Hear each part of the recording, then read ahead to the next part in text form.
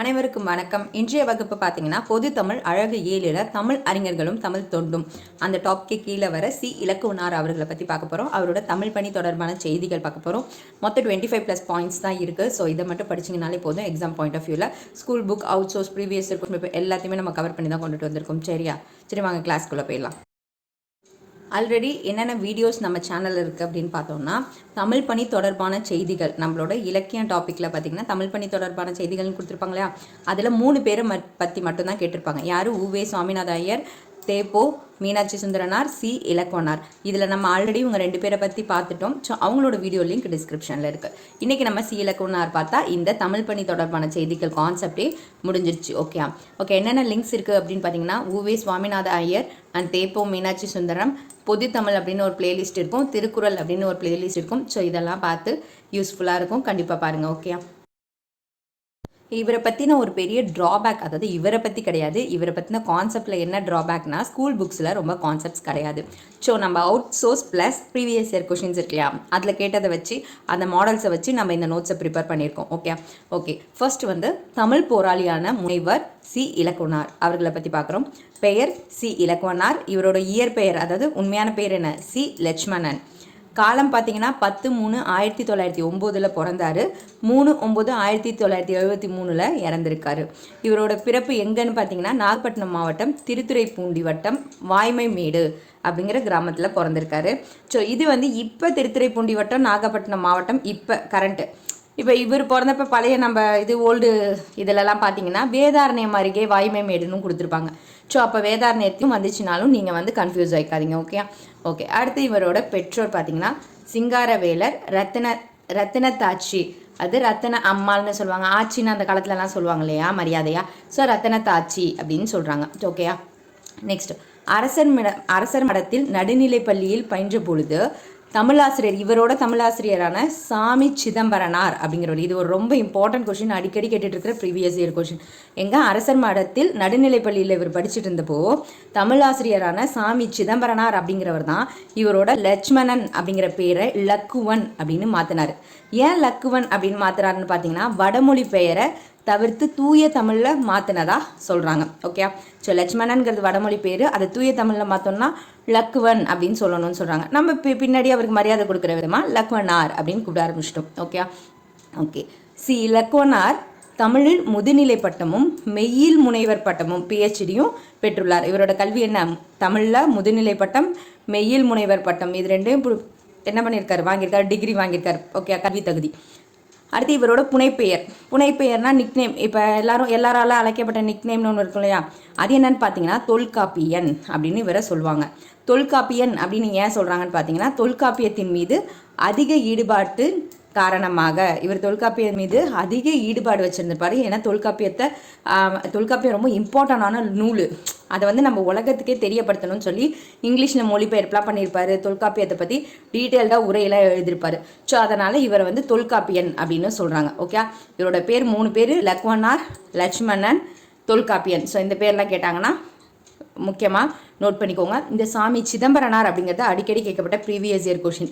லக்குவன்னு பேரை மாற்றினவர் யார் அப்படின்னு அதிகமாக கேட்கப்பட்ட கொஷின். ஸோ முக்கியமாக இம்பார்ட்டன்ட் பாயிண்ட்டாக நோட் பண்ணிக்கோங்க. ஓகே, அடுத்து 9வது பாயிண்ட் பாருங்கள்.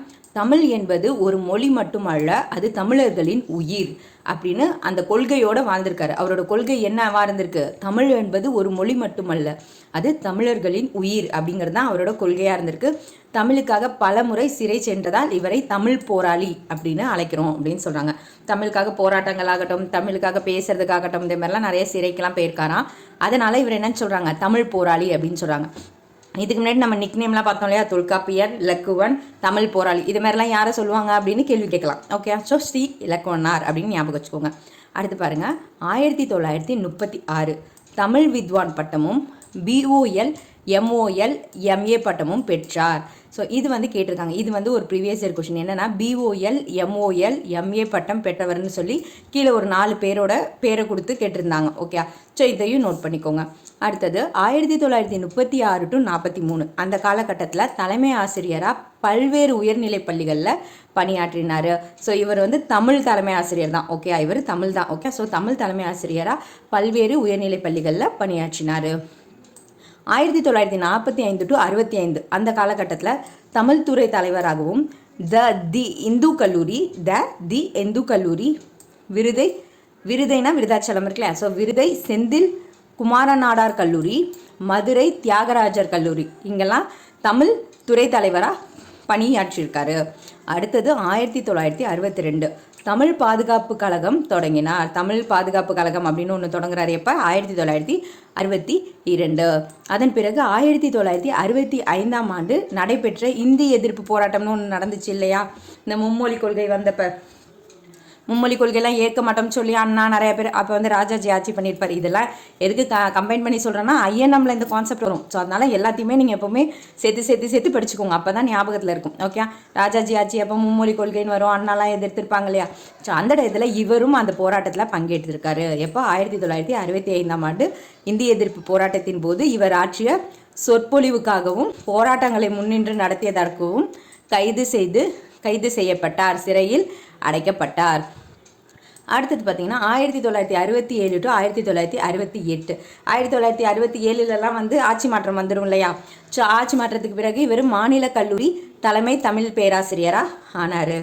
1968 டு 1970 உஸ்மானிய பல்கலைக்கழகத்தில் தமிழ் துறை தலைவராக இருந்திருக்காரு. 1968லேருந்து 1970 முடிக்கும் உஸ்மானிய பல்கலைக்கழக தமிழ் துறை தலைவராக இருந்திருக்காரு.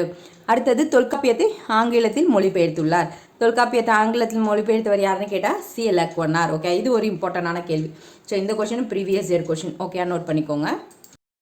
அடுத்து 18வது பாயிண்ட் பாருங்கள். இவர் மதுரை கல்லூரி, அண்ணாமலை பல்கலைக்கழகம் போன்றவற்றில் தமிழ் பேராசிரியராக பணிபுரிஞ்சிருக்காரு. துறை தலைவராகவும் பணியாற்றியிருக்காரு. ஸோ ஆயிரக்கணக்கான மாணவர்களை இவர் உருவாக்கியிருக்காரு அப்படின்னு சொல்கிறாங்க. சி லக்குவனார் ஆற்றிய பணிகளுள் மிக முக்கியமானது எது அப்படின்னு பார்த்தா தொல்காப்பியத்தை ஆங்கிலத்தில் மொழிபெயர்த்தது தான். திரும்ப வருது பாருங்கள். ஸோ தொல்காப்பியத்தை ஆங்கிலத்தில் மொழிபெயர்த்து தான் இவரோட முக்கிய பணியாக பார்க்கப்படுது. ஸோ இது முக்கியமான கொஷினாக இருக்கலாம். ஓகே, கேட்டிருக்காங்க இதுக்கு முன்னாடி ஆல்ரெடி. ஸோ இதுக்கும் ரிமெம்பர் பண்ணிக்கிறோம். ஓகே, இதன் மூலம் தமிழ் இலக்கணத்தின் செழுமையை உலக அறிஞர்கள் புரிய வைத்தார். ஸோ உலகத்தில் உள்ள எல்லாருக்குமே தெரியுது இல்லையா? இங்கிலீஷில் வரும்போது நிறைய பேர் படிக்க ஆரம்பிக்கிறாங்க. ஸோ அதை தான் சொல்கிறாங்க. அடுத்து எங்கும் தமிழ் எதிலும் தமிழ் அப்படிங்கிற முழக்கத்தை முன்னெடுத்தவர். இது ஒரு இம்பார்ட்டண்டான கொஸ்டின்ப்பா. எங்கும் தமிழ் எதிலும் தமிழ் அப்படிங்கிற முழக்கத்தை சொன்னவர் யார் அப்படிங்கிறது கேட்கலாம். ஓகே, தமிழக அரசு அலுவலகங்களிலும் பள்ளிகளிலும் தமிழ் கட்டாயமாக்கப்பட வேண்டும் என்று போராடினார். தமிழக அரசு அலுவலகங்கள்லையும் பள்ளிகள்லையும் தமிழ் கட்டாயமாக்கப்பட வேண்டும் அப்படிங்கிறதுக்காக ரொம்பவே போராடி இருக்காரு. இவருடைய வாழ்க்கை வரலாற்று நூலின் பெயர் என்னன்னு பார்த்தீங்கன்னா என் வாழ்க்கை போர். இது ஒரு முக்கியமான கேள்வி. ஓகே, இவரோட வாழ்க்கை வரலாற்று நூலின் பெயர் என்ன? என் வாழ்க்கை போர். இது ஒரு தமிழ் அறிஞரோட போராட்ட குணத்தை பற்றி விளக்கும் ஆவணமாக இருக்குது. இதுவும் கேட்பாங்க. தமிழ் அறிஞரின் போராட்ட குணத்தை விளக்கும் ஆவணமாக திகழும் நூல் எது அப்படின்னு கேட்டாங்கன்னா என் வாழ்க்கை போர். ஓகே, அடுத்து குறள் நெறி என்னும் இதழை தொடங்கி திருக்குறளின் அறக்கருத்துக்களை மக்களிடையே கொண்டு சேர்த்தார். ஸோ குறள் நெறி அப்படிங்கிற ஒரு இதழ், ஒரு நியூஸ் பேப்பர் மாதிரி அப்படியே. ஓகே, ஸோ அதை தொடங்கி என்ன பண்ணுறாரு? திருக்குறளோட அறக்கருத்துக்கள் அப்படின்னு சொல்லி மக்கள்கிட்ட கொண்டு திருக்குறளோட பெருமைகளை சேர்க்கிறார். ஓகே, கருத்துக்களை சொல்கிறார். 23வது பாயிண்ட் பார்த்தீங்கன்னா இவருடைய தமிழ் பணியை பாராட்டி தமிழக அரசு இவருக்கு திருவள்ளுவர் விருது அப்படிங்கிற விருதை வழங்கி சிறப்பித்தது. இது ஒரு முக்கியமான கொஷின். ஓகே, ஸோ இவருடைய தமிழ் பணியை பாராட்டி தமிழக அரசு கொடுத்த விருது என்ன? திருவள்ளுவர் விருது. அடுத்து தொல்காப்பிய ஆராய்ச்சி, பழந்தமிழர், இலக்கியம் கூறும் தமிழர் வாழ்வியல் போன்ற ஆய்வு நூல்களை தமிழுக்கு வழங்கியுள்ளார். இது ஒரு இம்பார்ட்டண்டான கொஷின்ப்பா. மேக்ஸிமம் எப்படி கொஷின் ப்ரீவியஸ் இயரில் கேட்டுக்காங்கன்னா ஆய்வு நூல்களை எழுதியவர் அப்படின்லாம் கேட்டாங்கன்னா சி லக்குவனார் அப்படிங்கிறது ஒரு முக்கியமான கொஷின். ஓகே, சரி. அடுத்தது வந்து தமிழ்நாட்டின் சட்டமன்றத்தில் தமிழே ஒழிக்க வேண்டும், நீதிமன்றங்களில் தமிழே வழக்காடு மொழியாக இருக்க வேண்டும் என்று வாழ்நாள் முழுவதும் வலியுறுத்தி வந்தார். ஸோ வாழ்நாள் முழுவதும் அவர் ஒரு வலியுறுத்தல் வச்சுக்கிட்டே இருந்தார். என்னன்னு பார்த்தீங்கன்னா தமிழ்நாட்டின் சட்டமன்றத்தில் தமிழே ஒழிக்கணும், நீதிமன்றங்களையும் தமிழில் தான் வழக்காடு மொழியாக இருக்கணும் அப்படின்னு சொல்லிக்கிட்டே இருந்திருக்கார், வலியுறுத்திட்டு இருந்திருக்கார். அடுத்தது இவர் ஒரு சிறந்த பேச்சாளர் மட்டுமல்ல, மொழியியல் அறிஞராகவும் போற்றப்படுகிறார். இவர் பேச்சாளர் மட்டும் இல்லை, இப்போ தொல்காப்பியத்தை இங்கிலீஷில் டிரான்ஸ்லேட் பண்ணி அதை உலகறிய செஞ்சார் இல்லையா? ஸோ அது மாதிரி மொழியியல் அறிஞராகவும் போற்றப்படுறார் அப்படின்னு சொல்கிறாங்க. ஸோ தமிழின் வேர் சொற்களை ஆராய்வதில் பெரும் ஆர்வம் காட்டினார். தமிழின் வேர் சொற்களை ஆராய்வதில் பெரும் ஆர்வம் காட்டினவர் யார் அப்படின்னு கேட்டால் சி லக்குவனார். ஓகே, அடுத்து உலகத் தமிழ் மாநாடுகள் நடைபெறுவதற்கு தூண்டுகோலாக இருந்தவர்களில் இவரும் ஒருவர். இவரும் ஒருவர். இந்த உலகத்தமிழ் மாநாடு நடந்துச்சு இல்லையா, மலேசியாவில் நடந்துச்சு, இதில் நடந்துச்சுலாம் படிப்போம் இல்லையா. ஸோ அது நடக்கிறதுக்கு ஒரு தூண்டுகோலாக இருந்த ஒரு சில ஆட்கள் இருப்பாங்க இல்லையா. ஸோ அந்த ஆட்களில் இவரும் ஒருவர் அப்படின்னு சொல்கிறாங்க. ஓகே, முனைவர் சி லக்குவனார் அவர்கள் தமிழ் மொழியின் தூய்மையை காப்பதில் சமரசமற்றவர். ஓகே, ஸோ தமிழ் மொழிக்கு ரொம்ப சின்சியராக இருந்திருக்காரு, காப்பாற்றணும் நம்ம மொழியை அப்படிங்கிறதுல. இவர் திருவையாறு அரசர் கல்லூரி அப்படிங்கிறதுல படித்தார் இல்லையா. திருவையாறு அரசர் கல்லூரியில் பயின்ற போது தமிழின் மீது தீராத ஆர்வம் கொண்டார். ஸோ பேராசிரியராக பணியாற்றிய காலங்களிலும் மாணவர்களிடம் தமிழ் பற்றி ஊட்டுவதையே முதல் பணியாக கருதினார். இதற்காக பல கல்லூரிகளிலிருந்து இவர் பணிமாற்றம் செய்யப்பட்டார். இதுமாரி தமிழை வந்து மாணவர்கள்ட்ட ரொம்ப தமிழ் உணர்ச்சியை இது பண்ணுறாரு அப்படின்னு சொல்லி பல கல்லூரியில் இவரை சஸ்பென்ஸ் பண்ணியிருக்காங்க. ஸோ வேலை மாற்றம் செஞ்சுருக்காங்க, ட்ரான்ஸ்ஃபர் போட்டிருக்காங்க அப்படிலாம் சொல்கிறாங்க. ஓகே, ஸோ ஒரு கட்டத்தில் அரசு பணியையே துறந்துவிட்டு தமிழ் போராட்டங்களில் குதித்தார். ஸோ எனக்கு இந்த கவர்மெண்ட் வேலையே வேணாண்டா அப்படின்னு விட்டுட்டு தமிழ் போராட்டங்களில் இறங்கிட்டார் அப்படின்னு சொல்கிறாங்க. அடுத்து, தொல்காப்பியம் என்ற இலக்கண நூல் உலகிலேயே மிகச்சிறந்த மொழி நூல்களில் ஒன்று என்பதை உலக அரங்கில் நிலைநாட்டிய பெருமை இவரையே சாரும். ஸோ இந்த தொல்காப்பியம்ங்கிற கான்செப்ட் தான் திரும்ப திரும்ப வரும். ஓகே, அதை நல்லா கவனிச்சுக்கோங்க. அடுத்து, இவருடைய பண்டை தமிழர் நூல் சங்ககால மக்களின் வாழ்வியலை மிக துல்லியமாக விளக்கிறது. ஓகேயா. நெக்ஸ்ட்டு, தமிழ் காக்க தன்னுயிர் ஈயும் தன்மை படைத்தவர் அப்படின்னு சொல்லி பேரறிஞர் அண்ணா வந்து இவரை பாராட்டியிருக்கார். பேரறிஞர் அண்ணாவால் பாராட்டப்பட்டவர் யார்? சி லக்குவனார். இந்த வார்த்தை ரொம்ப இம்பார்ட்டன்ட், இது ஒரு previous year question. Okay, so Tamil காக்க தன்னுயிர் ஈயும் தன்மை படைத்தவர் அப்படின்னு சொன்னவர் யார்? லக்குவனாரை பார்த்து சொன்னவர் யாருன்னு கேட்டால் அண்ணான்னு எழுதணும். யார் வந்து இப்படி போற்றப்பட்டார் அப்படின்னு கேட்டால் லக்குவனாரை எழுதணும். யாரால் போற்றப்பட்டார்னா அண்ணானை எழுதணும். ஸோ இந்த வார்த்தைலாம் ரொம்ப இம்பார்ட்டன்ட். எப்படி வேணால் நம்மளை கன்ஃபியூஸ் பண்ணுறதுக்கு எப்படி வேணாலும் கேட்பாங்க கொஷின். ஸோ நம்ம தெளிவாக இருந்துக்கணும். ஓகே, அடுத்து பார்த்திங்கன்னா, தந்தை பெரியாருடன் இணைந்து பகுத்தறிவு பணியும் ஜாதி ஒழிப்பு தொண்டும் ஆற்றியவர். தந்தை பெரியாரோட சேர்ந்து பகுத்தறிவு பணியும் ஜாதி ஒழிப்பு தொண்டும் ஆற்றியவர். 1973ஆம் ஆண்டு செப்டம்பர் 3ஆம் தேதி மறைந்தாலும் இவரது தமிழ் உணர்வு இன்றும் தமிழ் ஆர்வலர்களிடையே வாழ்ந்து கொண்டு இருக்கிறது. அடுத்து, இவர் பெற்ற பட்டங்கள் அப்படின்னு பார்த்தீங்கன்னா மொத்தம் 6 பட்டங்கள் இவர் பெற்றிருக்காரு.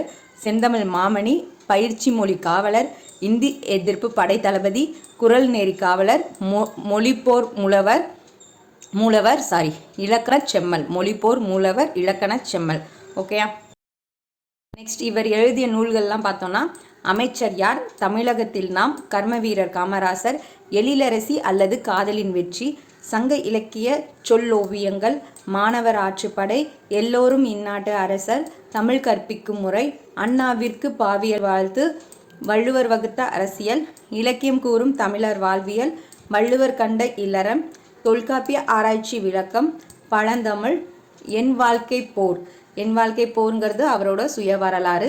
இதில் இம்பார்ட்டன்ட் இந்த பழந்தமிழ், தொல்காப்பிய ஆராய்ச்சி விளக்கம் ரொம்ப இம்பார்ட்டன்ட் கொஷின். வள்ளுவர் கண்ட இல்லறம், வள்ளுவர் வகுத்த அரசியல், இதெல்லாம் கொஞ்சம் இம்பார்ட்டண்டான கொஷின். இலக்கியம் கூறும் தமிழர் வாழ்வியல், இந்த ஒரு 5-6 புக் வந்து ரொம்ப இம்பார்ட்டன்ட். ஓகே, அடுத்து ஆங்கில நூல்கள், இங்கிலீஷ் நூல் இருக்கு இல்லையா.